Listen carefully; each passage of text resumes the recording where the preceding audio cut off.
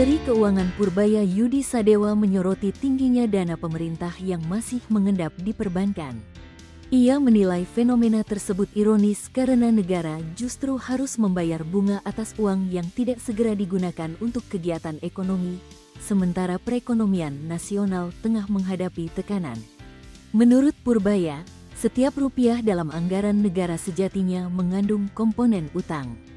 Karena itu, dana yang tidak dibelanjakan berarti negara tetap menanggung beban bunga pinjaman tanpa mendapatkan manfaat ekonomi apapun.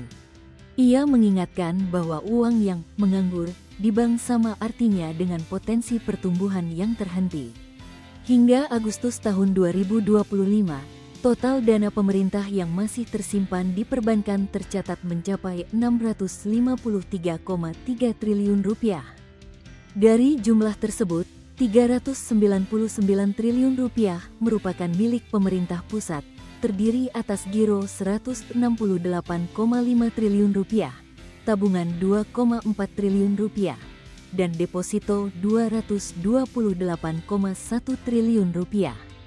Adapun pemerintah daerah masih menahan Rp254,3 triliun, yang terdiri atas giro Rp188,9 triliun, tabungan Rp8 triliun, dan deposito Rp57,5 triliun.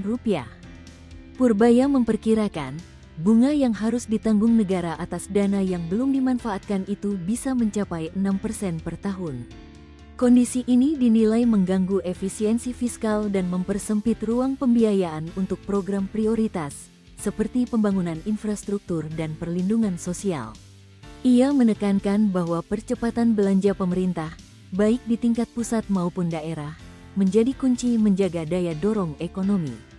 Menurutnya, dana yang berputar melalui belanja negara akan menciptakan efek berganda terhadap konsumsi, investasi, dan penyerapan tenaga kerja. Purbaya menyatakan akan terus mendorong percepatan realisasi belanja, meski langkah tersebut berpotensi menghadapi resistensi birokrasi di berbagai lini. Ia menegaskan komitmennya untuk turun langsung ke daerah guna memastikan anggaran yang sudah dirancang dalam APBN dan APBD segera dibelanjakan. Kementerian Keuangan mencatat, fenomena dana mengendap berulang setiap tahun, terutama menjelang akhir periode anggaran, akibat lambatnya proses lelang, tumpang tindih regulasi, dan kehati-hatian pejabat pembuat komitmen (PPK). Pada 2024, realisasi belanja pemerintah baru mencapai 72% hingga akhir Oktober, jauh dari target ideal 85%. Pemerintah tengah mengembangkan mekanisme insentif disinsentif fiskal untuk daerah, agar percepatan belanja menjadi bagian dari evaluasi kinerja APBD. Download Tribun X sekarang, menghadirkan lokal menjadi Indonesia.